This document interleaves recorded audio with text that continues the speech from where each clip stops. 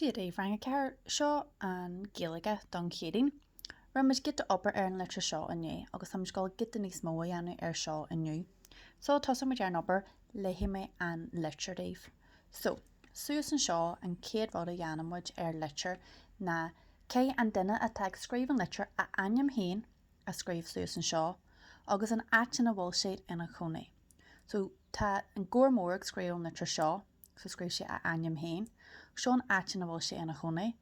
Boile cos shrúhan to brúnorm to mango gan sin go fáil. Boile cos shrúhan, tír a bhhad a géan, BT 28 sé cuaig X.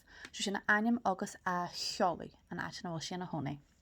An sin, hís fao sin cé tú an data ar scríobh tú an litre a scríobh sios, so scríobh an gcóir mór seo inné ar an séhíle is fí, den céad fí, jaafile fí is a hían. Nes, tá péis a bog seo ar an taobh mí ceart den lehanana. Agus nuair tá muid ag scríobh litre sin an rud a ceithimid a dhéanú. Ceithí tú dainm hain, do cheolaí hain, agus an data a scríobh ar an taobh seo den lehanana. An sin hon an litre a scríobh bogamid trasna heag an taobh ceart den lehanana.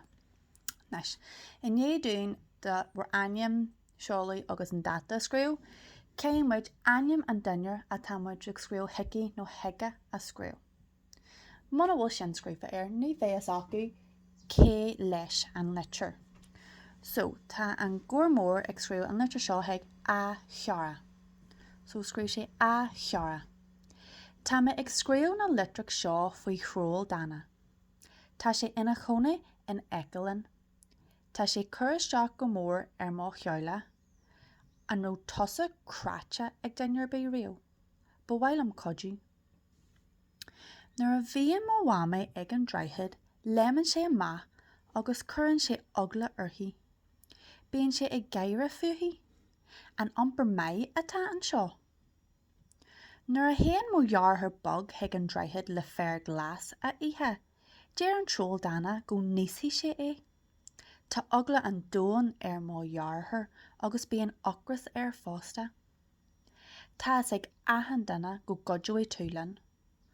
So an péis seo sin an fear go bhfuil sé ag scríobh an litre. So in dún ainm an daine scríobh cé mu scríobh sios, cén fear go bhfuil ag scríobh, a bhfuil ag scríobh mar ba bhhail an codú, cos leis an gcóir mór.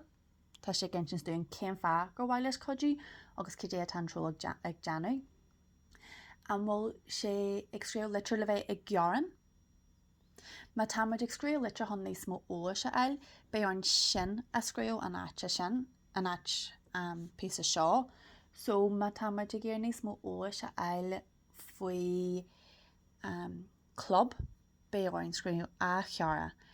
Thola mé faoin club atá ag toseacht ar an sathairn, ba bhhail am níos mó óise eil. Cén cin na club atá an, cén táma tosnaíonn sé, bé an bhfuil mar sin a scríobh mar táid ar leir níos mó óis. An sin ag an deirí céimiid bhar ainm hain a scríobh, sa dás go méas acu cé a scríobh an litre. Nes tá an ghfuil sé suas an seo ag an bar a céimiid é a scríobh ag an bon fásta. Nuair táid ag scríobh ceart an nollaig nó ceart a brethla, scríobh muid ó, so scríobh muid bhar ainm. Ach nuair táid ag scríobh litre, céimiid rud ag an a bhá níos deise a scríobh na ó. So an rud a scríobh muid na mise le más. Sin dóid éon de deas hon ó a scríobh do litre. So mise le más, gcóir mór.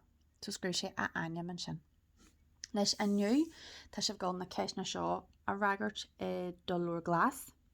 Gus ceis sé hain dearann sé scríobh seolaí an gcóir mór. So ce aitin sin a amsúil muid seolaí an gcóir mór. Beir sin amsú agus é a scríobh sios. Ma ceis sibh arc siar ar an éisian fa honna leideanna sin ócé. Ceiste dó.